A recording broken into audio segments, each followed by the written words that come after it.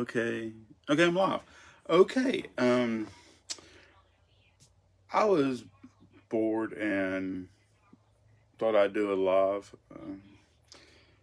I got asked, what gear do you need to start trapping?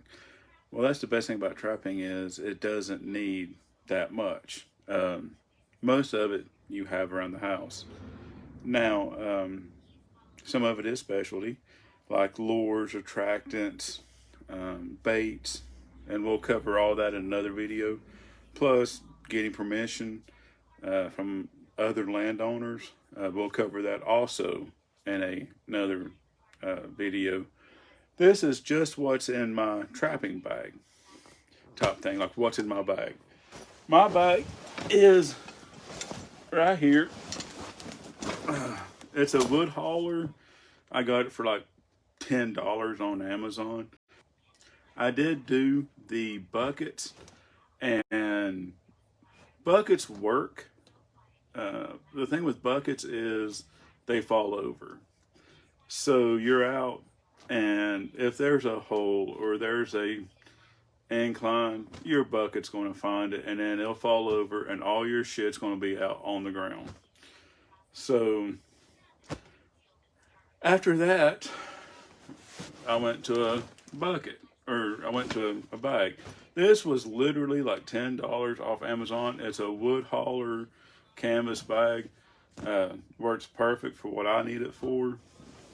I do carry my lure and my bait in another bag. You don't want to cross contaminate. So on the outside, I have I want to say a 5 mil contractor's bag, 55 gallon. This is basically if I'm trapping a property and there's a lady present or children present, I don't want to be carrying out a dead raccoon, coyote, bobcat, whatever, in front of them. So I will, put this, use this basically. I'll put the carcass of the animal in this and carry this out. That's just to me a respect thing. I wouldn't want somebody carrying, something dead in front of my wife if she didn't want them to, type thing. Catch and release. Now I made a catch and release pole, and they work. I mean, there's nothing wrong with it. All it is just a loop and a pull. This is a hog restraint, so it's a little better than what I could have made. So you'll definitely want something that you can release non-targets with. That's just how it is. Now, if you use conibear traps, you don't have to have setters, but I'm getting old, and setting 220s, I prefer not to do without the setters, and they open up and close. Like I said, I'm going more and more conibears, to a killing trap. So these will do anything from 110s, which is the smallest, to 330 magnums. So they're in my pack. They're heavy, but they're in their weight. This, we'll go over in a second. Flagging tape. I carry apparently multiple rolls, but I'm going blind, and I need something I can see. So all my traps I flag. A whisk broom. This was a couple bucks. It was less than $5. I wrapped it in duct tape for two reasons. One, just so I could have extra duct tape if needed, and two, hopefully if it springs the trap, it won't break it all to hell. Let's see here. A sifter. Don't cheap out on your sifters. You're going to be tempted to, but a good sifter isn't that much more expensive than a cheap one. So go with a good sifter. And let's see here. I always carry a roll of Gorilla Tape. This is a fresh roll. There's some old, let's see here. Now, this is important, but we'll come back to this. Knee pad. Yeah, make all the jokes you want, but this will keep your knees dry.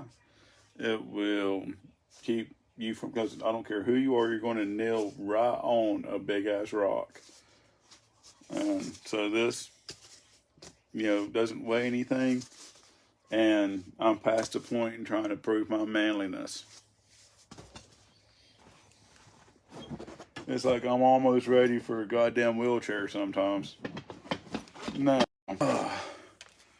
a shovel or, trencher. This is old military style. For digging your trap beds, for making trench sets, RJ sets, dirt holes, post hole sets. A good, shovel. Now, preferably, this would be like a normal shovel, but work with what you got, not what you want. So it's the best thing about trapping. I have a tomahawk, for briars or cutting, limbs or whatever. This is not for bashing shit in the head with. And most of the time you don't need it, but it's been my case, when you want something or you need something, you don't have it. So I carry it just to alleviate that. Let's see here. This is an earth anchor driver. This, unfortunately, is a necessity. Now, if you're good with a welder, you can make yours. All it is a piece of metal with a slotted end on it that I need to clean off. A bolt welded onto it. But if not, these, unfortunately, are like $20. You can buy probably 100, actually 2, 3, what about 400 anchors for what this one thing costs. You can't use rebar. You can, anchor off to a drag. You can anchor off to a tree. This is just an option. You can buy cheaper, you can buy better. For about $20, you get a good all-arounder. Let's see here, what else is in here? Okay. Trapper's hammer.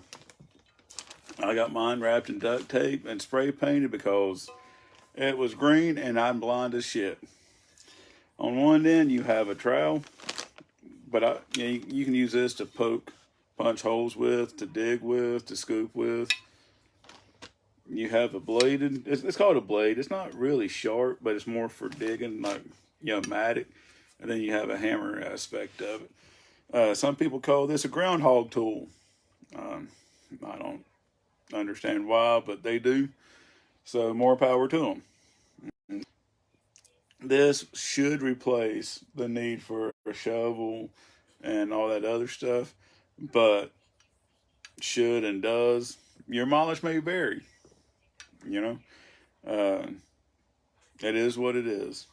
Now, if I'm walking a 5 mile long thing and I've already got everything done, I'll limit some weight and probably just carry this. You see what I'm saying?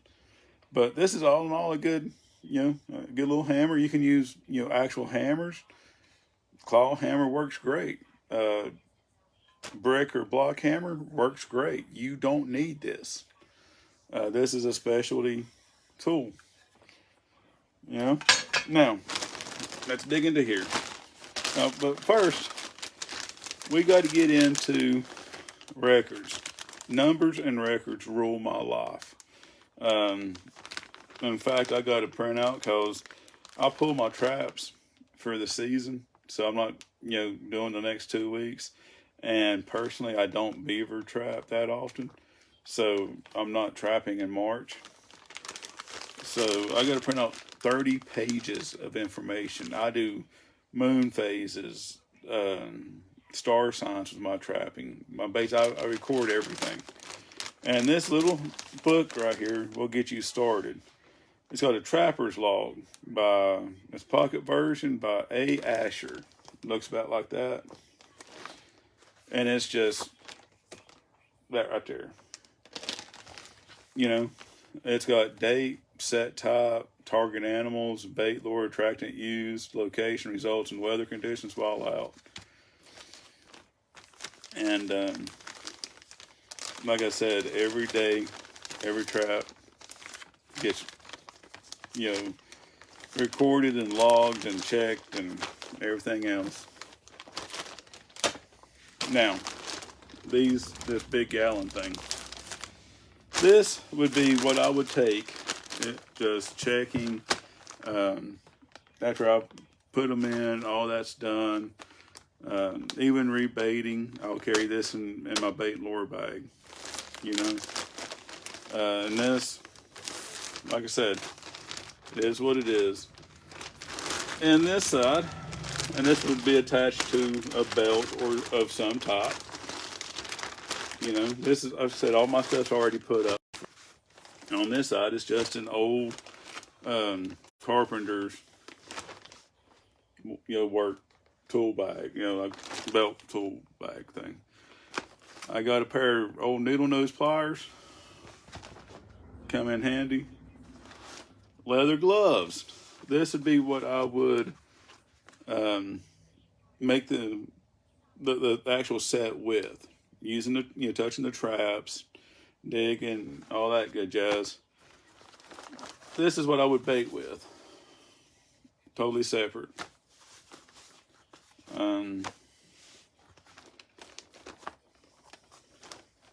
As you can see, another roll of flagging tape, and I just love that color because I can see it. And these power pliers here, Robo grips for bending and doing all my other trapping sets and needs with it. Let's see here. And again, these would be on a belt, like a battle belt, like an old military battle belt, or just an old belt that I could take on and off.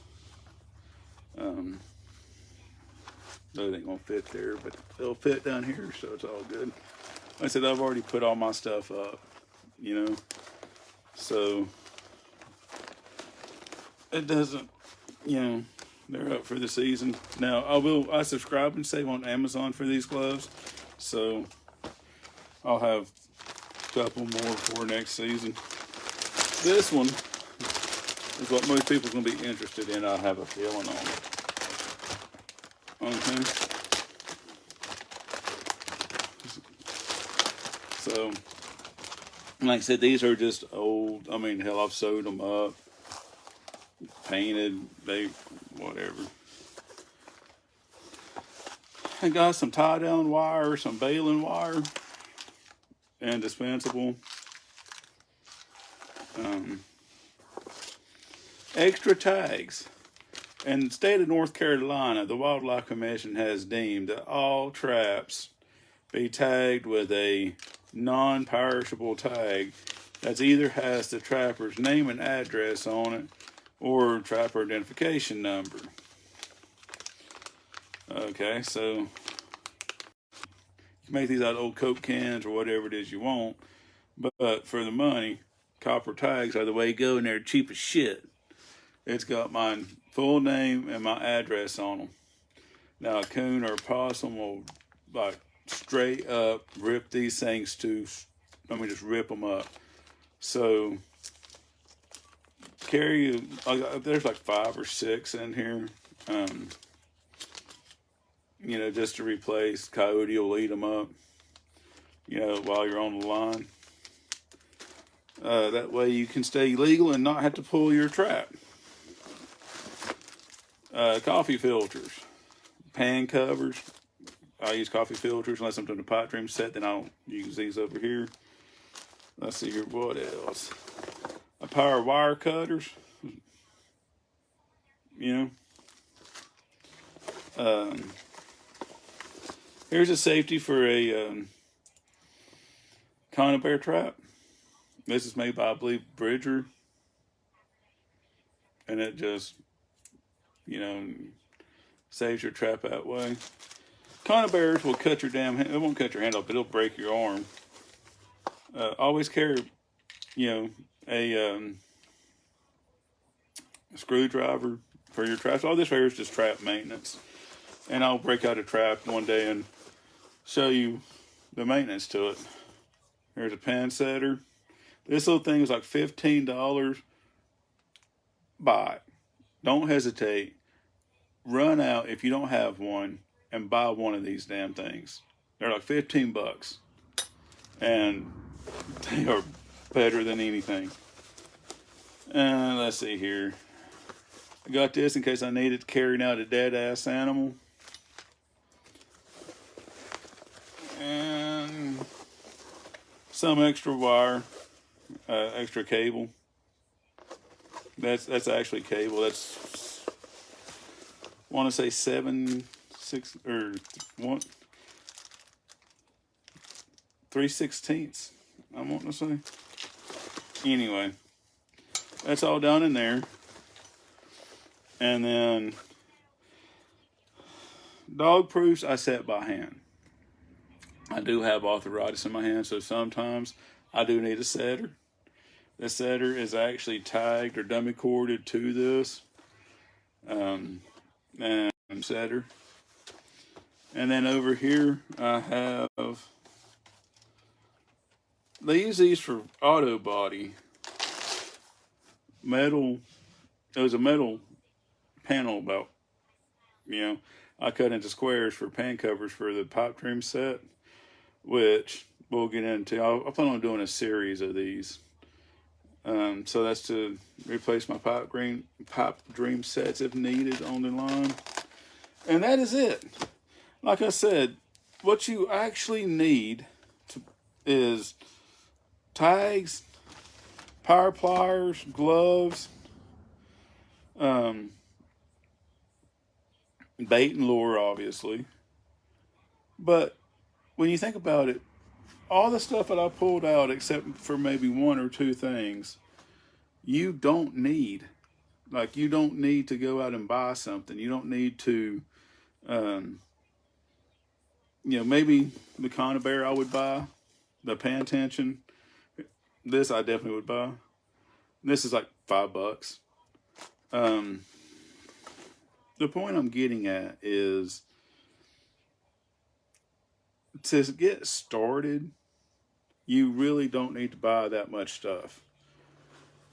What happens is as you do get started, you start going into different sets. You start going into different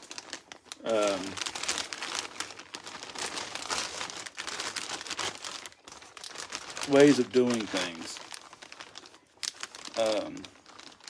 Like, and what I mean by that is even the sets. It's, you know, you start finding out, hey, there's an easier way of doing this, so I'm gonna buy a trapping hammer, right? Like I'm gonna buy one of these, or a groundhog tool. Okay, so that's a one-time purchase, 20 bucks. You know, the Wolfang. You want to go to Wolfang anchors? Oh, I need one of these. But it's a one-time purchase. Your basic trapper, like if you own property, you just wanted to do like nest raiders, you know, toggle off to something, which will cover that. So for, aside from license permission, you don't want to, and it sounds like I'm going off topic, which I probably am, but the whole point of trapping is to get the animal to do what you want to do. You don't need, you know, all this expensive stuff to do it. You could get into trapping and have everything you need. You can buy a kit from North American Trapper for $200, and that's traps, bait, scent, everything. That's setters, that's anchors. Literally, it's complete kit, $200, right? You can buy one probably $150. Point is, what else can you do for $200? That's an outdoor activity. You sure as shit can't hunt for that. And not buy everything you need. So, now that I went on a ramble and kind of started not really knowing what I'm saying, I think we're going to call it that. I'm going to do a series of this. I'm going to do how to get permissions, what your permission form looks like, different licenses. Because I have like three different trapping licenses. Cover those. Cover sets, different traps, makes a how to, different parts of a trap, how to set a trap, makes of a trap,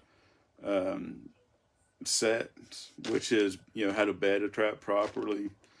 A set would be like an RJ set, a post hole set, different, a cubby set, all that, baits, lures we're going to cover. So stay tuned, and you'll see exactly what I use out of this and what I use it for. And you'll see if you need to use it, or if you need to buy one, or if you can go without. It's like, a regular hammer could do this. It's just what I wanted to do. So I've rambled on enough.